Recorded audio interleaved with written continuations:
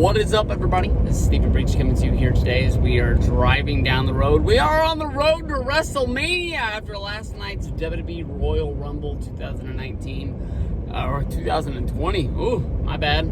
Last night we had a real big surprise that Daniel Bryan was not able to capture the Universal Championship from The Fiend.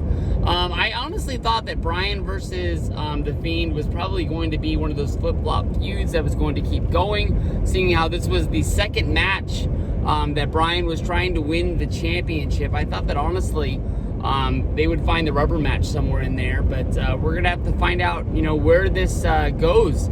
Is the Universal Championship match going to be taking place inside of the Elimination Chamber where Bray Wyatt has a chance to lose his title without really losing a match? Or is he going to be the champion going into WrestleMania, seeing how he might not be the most popular wrestler that there is in WWE at this time, but at this kind of weird time in WWE's, place in pop culture, The Fiend, Bray Wyatt, is probably one of the most talked about people that there is in wrestling. And it's probably one of the reasons why they want to keep the championship on him to keep him going. I think, honestly, the biggest match that Bray Wyatt, The Fiend, could have at WrestleMania is kind of a fantasy match. There's not really any talk out there on the internet other than me, just brainstorming this up in my mind. Is The Undertaker able to come back for one more match at WrestleMania? You have The Fiend, Bray Wyatt, put the title on the line against The Undertaker. Undertaker comes back to try and take back over his yard. I know that it doesn't really make sense that, I guess as of right now, it's Roman Reigns' yard because of the fact that Roman beat Undertaker at WrestleMania a couple of years ago in the main event. A lot of people looked at that match to be Undertaker's retirement match, but since then, we've seen him come back for matches against Goldberg. He had that match against Cena last year.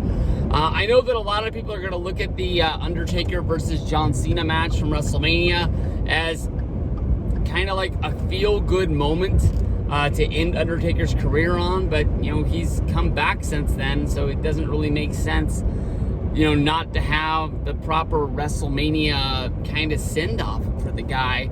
Unless they're just going to do that slow fade off where, all of a sudden you just look up and you realize Undertaker hasn't been on WWE television in a long time. Actually, last year, Undertaker wasn't even at WrestleMania. Undertaker only came out on the Raw after WrestleMania. If I got my years right, the year before that is the year that he wrestled against Cena. So, at least he was able to get that win, because that was the one thing that didn't make sense to me. WrestleMania 30 should have been the end of The Undertaker.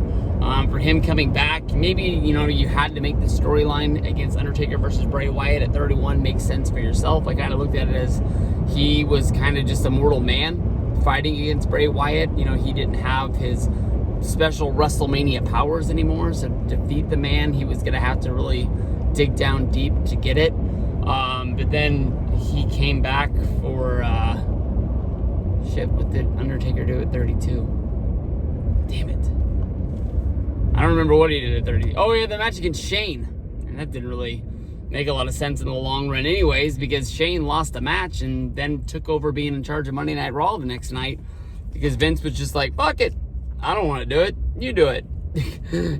And then that led to him, getting to take over SmackDown when the draft came around. So, that to me, honestly, probably is the coolest match that they could do, bringing up The Fiend versus The Undertaker. Undertaker, honestly, would have to lose that match at WrestleMania. I know that draws a lot of question marks because every time he's lost at WrestleMania, I've thrown my hands up like, I don't know what the fuck you're doing anymore. It just doesn't really make any sense. But it's sort of in that feel-good moment, but especially with the fact that we've already seen Bray Wyatt eat Undertaker's soul before. After the match at, what was it?